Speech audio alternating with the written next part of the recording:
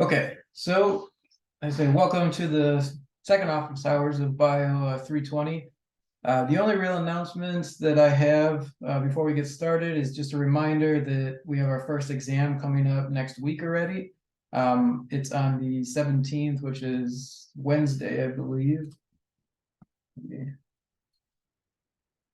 Double check that real quick on the course page.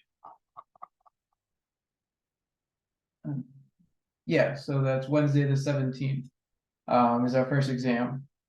And we talked about last week a little bit about the exam structure, that it's broken up into the first half is a mix of true, false, and multiple choice. And the second half, or the second 50 points out of 100, will be a series of short answer questions that range from about 4 points to 12 points. And then we talked about equations briefly and a note card. And I think maybe the easiest thing to do is I'm going to just, if you need the equation, I'm going to put it on the exam for this first exam. So we don't need to make note cards and worry about what can be put on there or not. And I will make a course announcement about that as well, so that everybody gets that information. To start with, do you have any specific questions or anything that you wanted to go over? I would like to focus primarily on T3 and T4 modules, but we can talk about anything related to the course and the exam. I don't have any questions right now, but maybe after you go over what you wanted to go over, if I have questions at the end. Okay, sure. So yeah. Yep, that works. There's a few things that I kind of just want to highlight and go over concepts. So I'm going to go ahead and share my screen.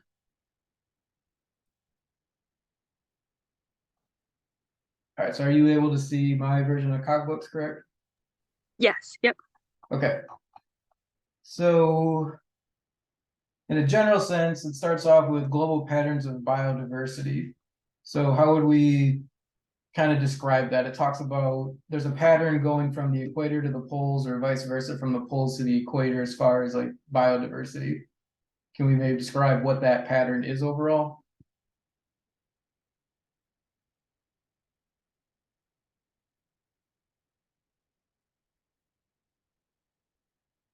So do we tend to see more species at the poles or more species at the equator? More species at the poles, it looks like, right? Or sorry, at the equator. Yeah, so I think you just got it flipped. Yeah, so generally when we go from the poles to the equator, we increase in biodiversity, or the number of species in particular. There's some other patterns going from like east to west for mammals. In the United States, we get a little bit more mammals species in the west than we do in the east. And then if we move on to the next section, it talks about, it asks the question essentially why, or answers the question, why do we see difference in biodiversity? And what were some of those factors that they discuss about? And what's different between maybe the poles and the equator? Oh, okay. So temperature and climate, as far as like the moisture content and food available for like animals. Yeah, exactly. You nailed a lot of them, right? So the climate, which contains everything from temperature, moisture, humidity, soil pHs change. So there's a lot of abiotic factors are different in those different regions. But then there's also maybe some biotic factors and some history that they talk about. In particular, there's two kind of hypotheses that they discuss here. The first hypothesis talks a little bit about glaciers. So how glaciers tend to start at the poles and they expand towards the equator and then retreat back towards the poles because the poles are colder. And what that did essentially is it either caused more extinction events at the poles when those glaciers expanded because it was cold and kind of inhospitable, killed a lot of plants for sure. With some of the mobile animals, it tended to push them maybe towards the poles, so they had some refuge there, so that, or it pushed them, sorry, towards the equator rather, and that the equator was a little bit more stable and had animals seeking it out. So over time, there was more species there than there were at the poles. It almost kind of reset the poles and was continuous at the equator. right? And then the second hypothesis that talks about the difference between speciation events and or extinction events. So that one kind of just highlights that there's, likely there was more speciation events at the equator because, as you mentioned, it's more nutrient rich, there's more resources, it's more stable environment at the equator. And or it's possible there were, less extinction events too, or we can flip it and it says, there's more extinction events at the poles because the environment is less stable. So it's kind of two main hypotheses of why there's different, we see that pattern of increased biodiversity at the equator versus at the poles.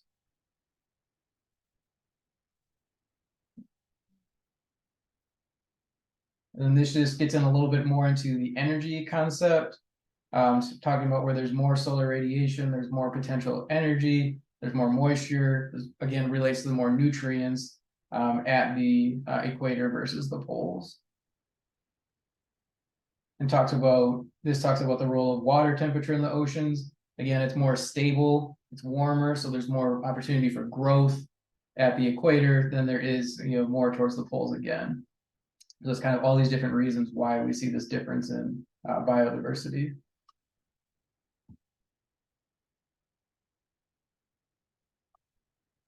And this kind of gets into a little bit, it's not surprising that the fossil records don't necessarily match up with modern day. We see evidence of tropical regions where in North America, which is more of a temperate region now, and that's related to the concept of Pangea, where there was the one single supercontinent, and then it broke apart, and there was continental drift over time, and that drift into different environments, so different temperatures as it went to and from the equator, caused changes in those environments, and then causes changes in biodiversity and the species that we see there. So it's good we read about this, I'll say, these different regions, but you're not going to have to know, this, be able to identify them or discuss them in, exceptional detail for the exam.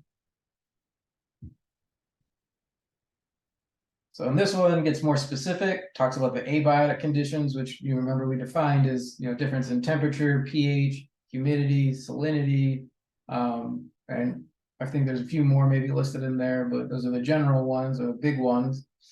We talked about glaciers again a little bit, how having them changed all the different properties of the environment, having ice there essentially. In the beginning, there's very little life. As the glaciers retreated, it changed things, those abiotic conditions, and therefore the species composition in that region changed as well.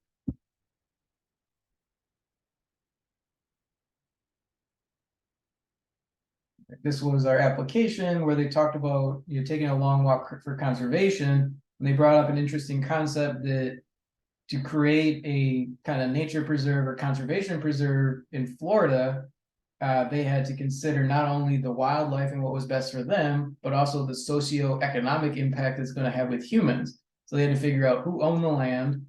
They figured out what the land was used for. Could they turn it into a preserve? Was it too far damaged by humans, or was it private property by humans that they didn't want to give up? Were large corporations built there? So they kind of had to essentially make patchwork across Florida to kind of connect this preserve as best as they could with a bunch of smaller ones and keep them as close together. Because remember, this kind of relates and builds off of designing a nature preserve, where we talked about the different aspects of connectivity, size, proximity, and so on.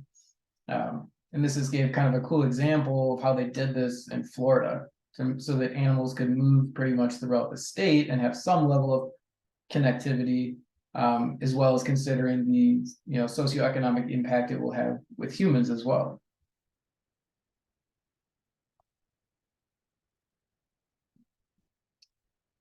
What did it talk about for the think back part again? Okay, yeah, so this just asks the question, suppose a friend wants to take an exotic trip and ask you to recommend a place with tremendous biodiversity.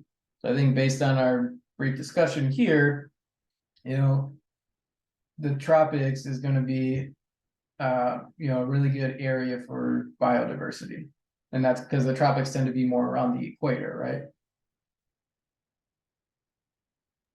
Yeah. Did you have any questions about module 3 at all? I honestly haven't been able to read through 3 and 4 yet, Okay. but I don't have any particular questions yet though.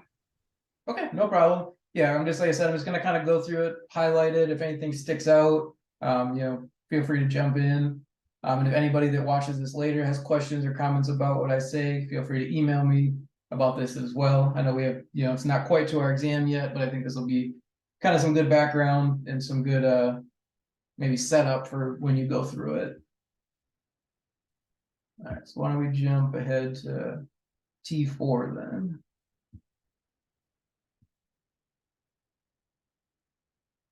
So this is talking about species ranges and talks about what limits a species range. So in particular, this is a really good section because there's some good definitions here. They talk about a fundamental niche versus a realized niche versus a geographic range. And the key here is a fundamental niche, as it states, this is the range of biotic and abiotic conditions for which a species can persist without any kind of interference from competitors, predators, or pathogens. So this is things like what temperatures can they withstand, what if they're aquatic, what salinity do they need, what nutrients do they need, do they rely on other species, are there any mutualisms that they need to engage in? And that could be anywhere in the world. So where could they essentially live under this range of biotic and abiotic conditions? Versus the realized niche, that's the set of abiotic and biotic conditions under which we actually observe the species. So maybe even though you haven't been able to get through this yet, based on those definitions, do you have maybe a guess of why the realized niche and the fundamental niche might not be identical? Because it's changed over time You could even based take a on snapshot. You can take a snapshot of, say, the entire US, and there's parts on the East Coast and parts on the West Coast maybe that match in environmental conditions, the abiotic and biotic conditions, but say we only see the species on the East Coast. Why might we not see it on the West Coast? Oh, because of other predator species or other food that's available from another Yeah. species. If they're or like if they do eat other animals. So because the fundamental, exactly right. So the fundamental niche does not consider competitors, predators, or pathogens. So there might be something over here, a predator that kills it and doesn't let it survive, a superior competitor that pushes it out of that region, or there might be some type of pathogen that appears here that that species can't survive with. So there could be a number of reasons like that we discussed that why we don't see them over here. Also, another big one is dispersal, right? So say that there's, an ocean maybe right here, or the Mississippi River that cuts down the entirety essentially of the US. If they can't get across some type of geographical boundary, maybe they just can't reach it.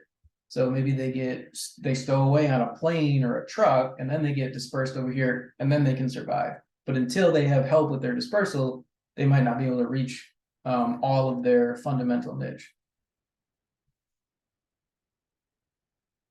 And then the geographic range, that essentially is just a measure of area. So if we look at a species, we might map out that this green here might be like their fundamental niche, all the areas where they could persist. And then maybe it's kind of, as we discussed, it's cut into the realized niche where it's only a portion of this where we actually observe them. But then if we break it down even further, the geographic range, we have to measure essentially the patchwork of individuals. Even though they can live in this, and we might see them throughout the state of Pennsylvania, for example. If we actually say where they're, the GPS coordinates of where they're located, it's going to look a lot more like patchwork, and we can measure, their area of where they're actually living. And they might be able to expand their range over time if they increase in numbers, but currently it's just the geographic area that we find them in. So I think this is kind of a good example of that geographic range where you see individual plants, so it's very patchy within that landscape.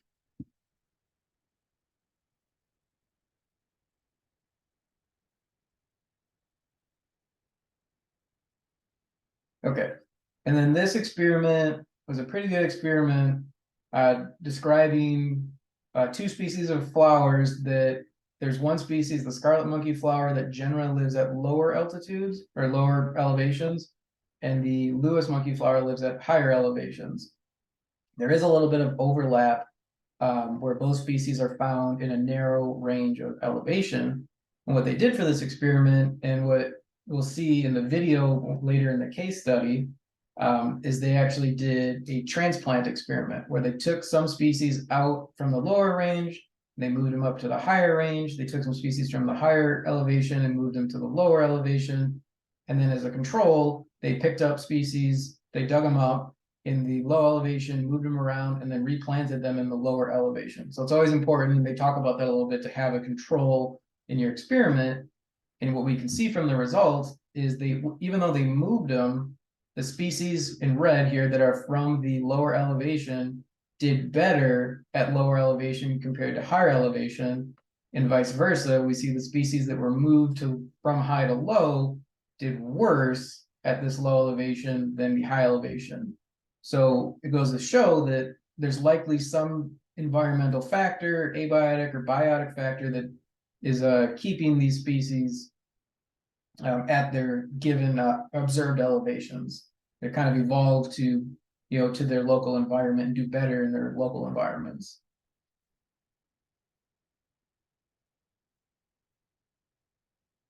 I would say for the exam, this is going to be an important experiment to understand kind of some of the details that they did and interpret some of the results. You'll see some of these like figures and be asked questions to interpret them for the exam.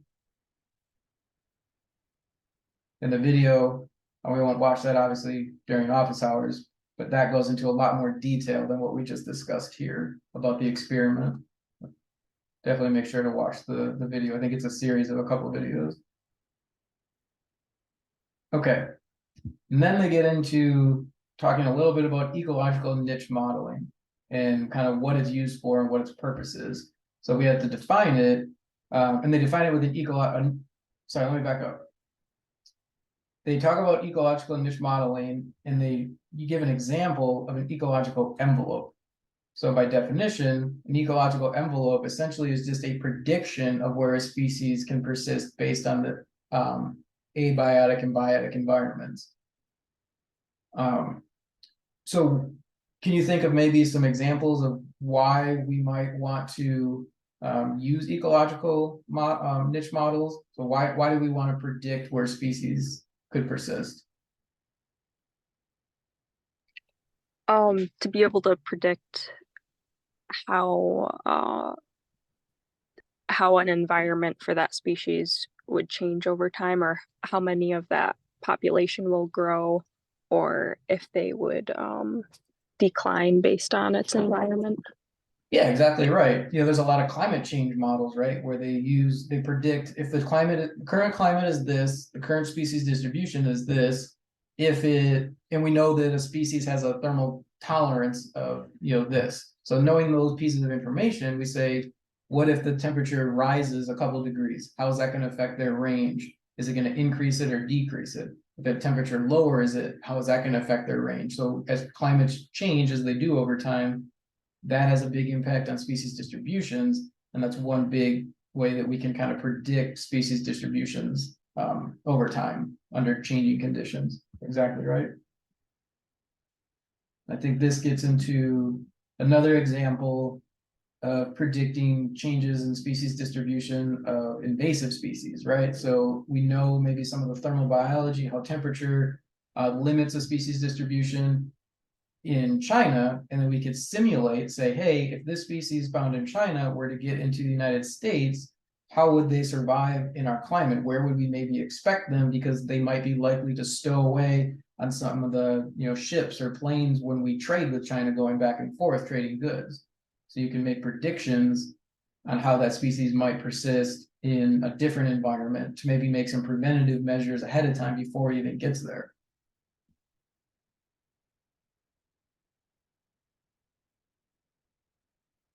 And then ultimately, we've already kind of talked about some of this stuff, but this talks about how biodiversity depends on the climate, and it gives some different examples.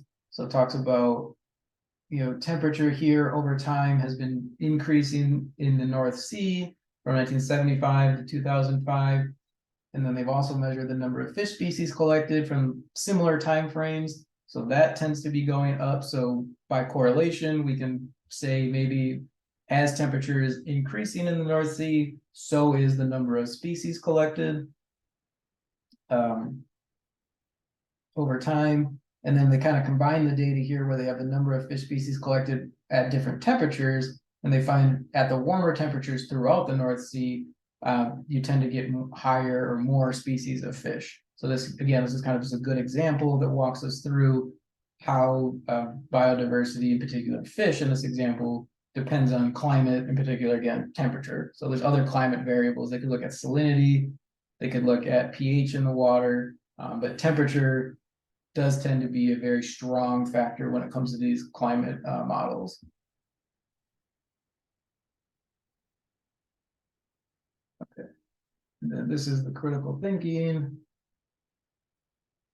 So I do want to make a comment on this, and maybe just to clarify a little more information for the whole class. As the course instructor, I did not create this class, so none of the content here, I would say, is mine. I didn't put it together. It was put together by somebody else. So I'm facilitating this content, and I don't fully understand why this is a lot of background information that we don't even get into. This is talking about proteins and other stuff. So I would say you can ignore this question essentially. It's good to think about. It's good information. It's correct. But it's not really the ecology, and I don't see how it fits very well with the course. So it's a little too detailed. So we can kind of just look over it, but you're not going to need to know the details of the, this type of question. Okay, that's good to know. Thanks. Yeah. Yeah, and then this is a 4-part video. It has the transcript we could look at too, but this goes into that monkey flower experiment in a lot more detail. So I highly recommend, as a class, we definitely watch this series of videos and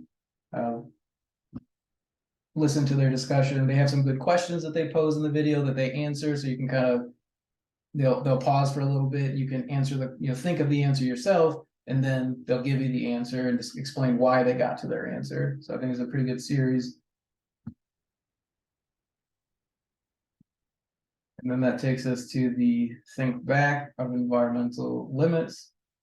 So it's asking, choose 2 species. One occurs throughout a large region, another occurs only in a small region. What characteristics of these species or their environment might explain the differences in their distribution? So this gets into some interesting information that, the species in the small region might be a specialist, where it only fits in a narrow region or a narrow range of abiotic and biotic conditions. And the one found in a large region might be more of a generalist, where it tolerates a wide range of abiotic and biotic conditions. It also talks about kind of the human impact a little bit, where some species tend to thrive around humans or do fine, they don't disrupt them, but other species are disturbed by humans and don't like living around them. So as human expansion increases, we might see more patchiness of this organism throughout different environments, or we might see maybe some local and global extinctions.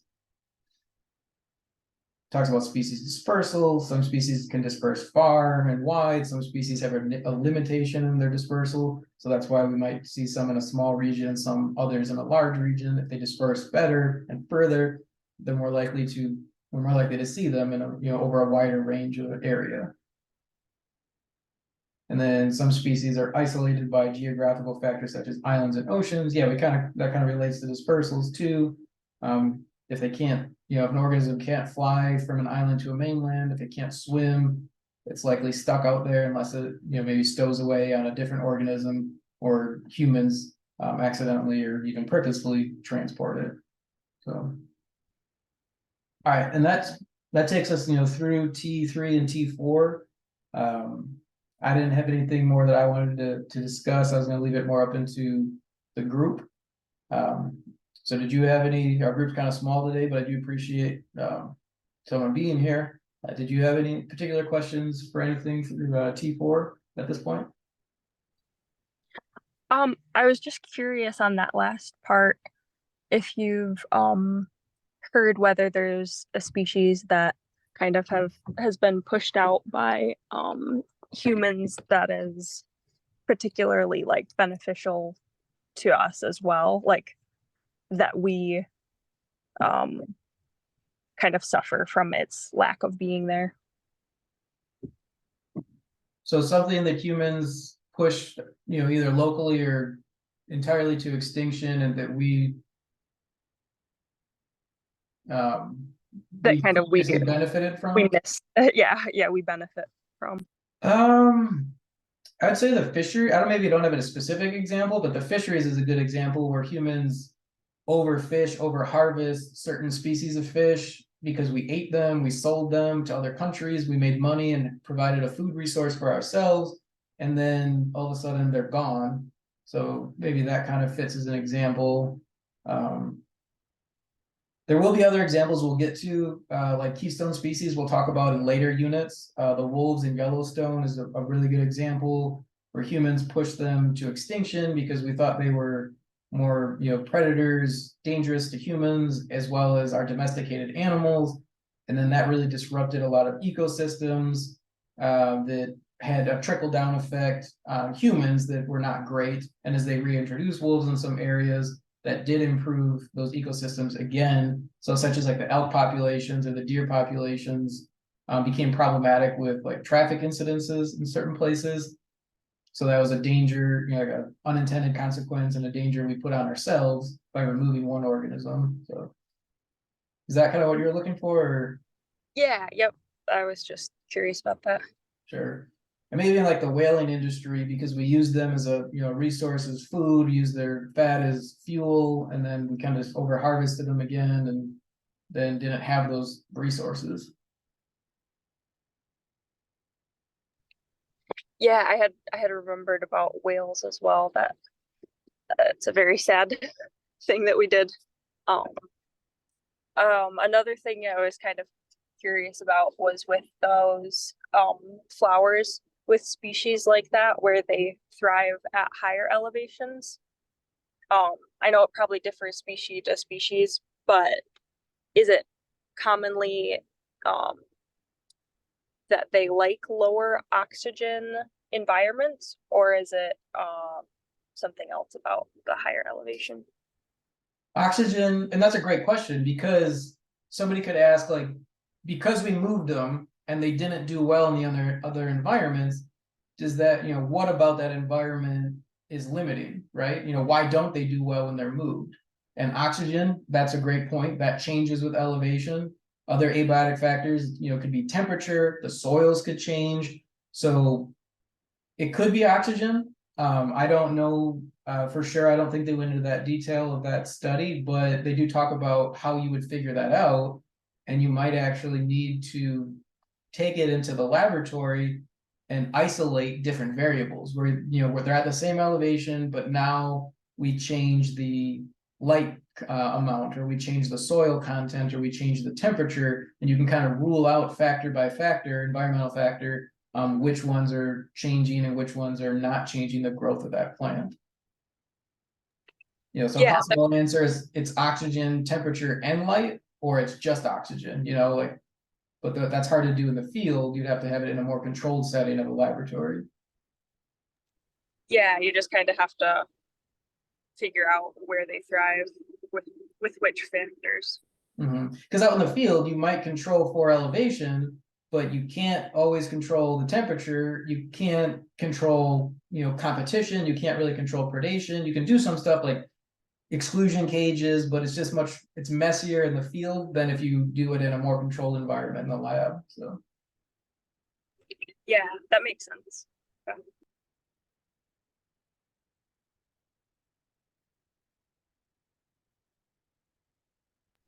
Is there anything specific we should focus on in this first exam? I mean, I would say a good place to start is this list of questions. So it has learning objectives. If you can answer all of these from, you'll be able to find the answers to these usually in Cogbooks itself. Some of them are a little more about thinking. Like the last one is design and interpret an experiment that defines the geographic limits of a species. 100% of the answer is not in Cogbooks. It takes some aspects, and the videos are something that discuss this in general, but you might have to do a little more critical thinking on your own. But I think if you can answer all of these questions, you'll be it'll show that you have a pretty good understanding of the core, the major concepts in the course. Okay, sweet, thank you.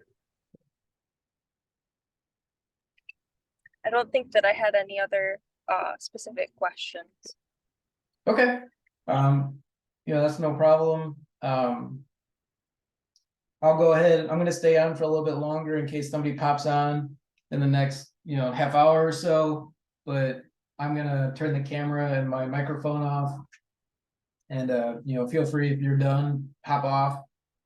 And then I'll post this video to our Canvas page once it downloads.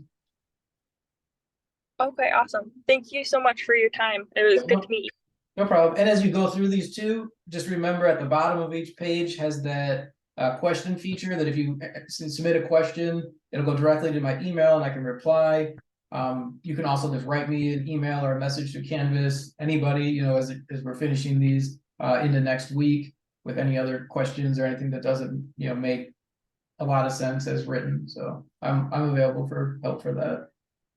Okay, thank you. I appreciate it. Yeah, no problem. Thanks for coming up. Yeah, have a good day. Thank you. You too.